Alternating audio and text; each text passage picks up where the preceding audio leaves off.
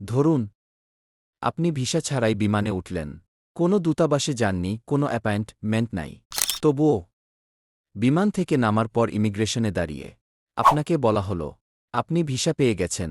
হ্যাঁ, যদিও আপনার এই কথাটা শুনতে অবিশ্বাস্য মনে হলেও এই সিস্টেমের নাম হল অন অ্যারাইভাল ভিসা। কিন্তু প্রশ্ন হল, এটা কি সত্যিই এত সহজ, নাকি এই সহজ ভিসার পেছনে লুকিয়ে আছে বড় কোনো ঝুঁকি? আজ এই ভিডিওতে আমরা জানব অন অ্যারাইভাল ভিসা কি, এর সুবিধা অসুবিধা, এবং কেন পৃথিবীর বেশিরভাগ দেশ এই ভিসা সহজে দিতে চায় না।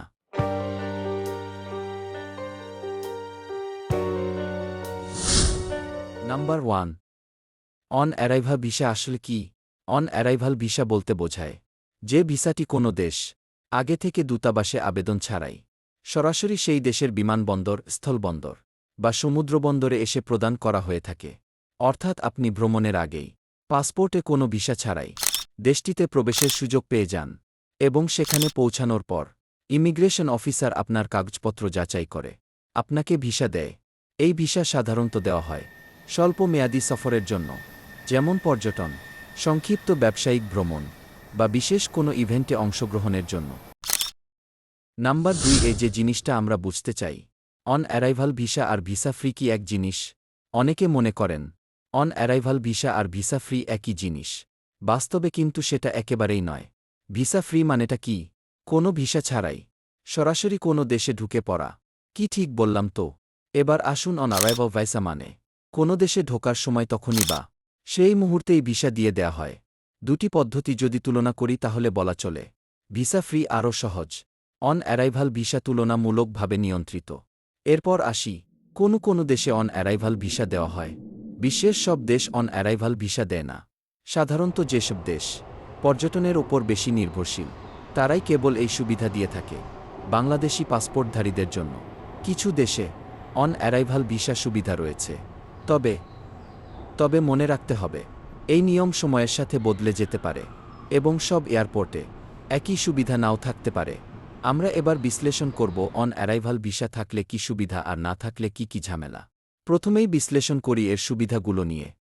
প্রথম যে সুবিধা পাওয়া যায়, সময় বাঁচানো যায়, যেমন দূতাবাসে যাওয়া এবং সেখানে গিয়ে ঘণ্টার পর ঘণ্টা লাইন দাঁড়িয়ে থাকা, ইন্টারভিউ, এসবের ঝামেলা নেই একদমই।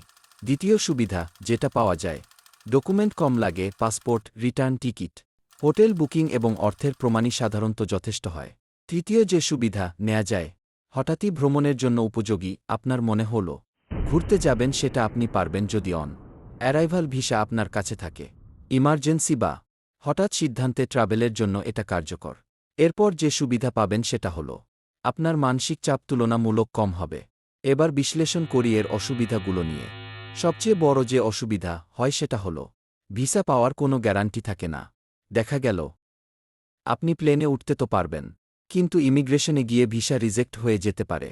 দ্বিতীয় অসুবিধা যেটা হয়, সব সিদ্ধান্ত ইমিগ্রেশন অফিসারের উপর। তৃতীয় নাম্বার অসুবিধা, ভিসার মেয়াদ খুব কম হয়, সাধারণত 14 থেকে 30 দিনের বেশি হয় না। চতুর্থ অসুবিধা, চাকরি বা পড়াশোনা করা যায় না এই ভিসা দিয়ে। পঞ্চম অসুবিধা, অনেক সময় ভিসা ফি বেশি এবং ক্যাশ দিতে হয়। এবার আমরা বুঝার চেষ্টা করি কেন দেশগুলো সহজে অন অ্যারাইভাল ভিসা দেয় না। এর প্রথম কারণ হল অবৈধভাবে থেকে যাওয়ার ভয়। দ্বিতীয় কারণ, নিরাপত্তা ঝুঁকি। তৃতীয় কারণ, স্থানীয় চাকরির ওপর চাপ। চতুর্থ কারণ, ইমিগ্রেশন নিয়ন্ত্রণ হারানোর আশঙ্কা। এই কারণগুলোর জন্যে মূলত বেশিরভাগ দেশগুলো অন অ্যারাইভাল ভিসা দিতে চায় না। অন অ্যারাইভাল ভিসা বনাম আগাম ভিসা।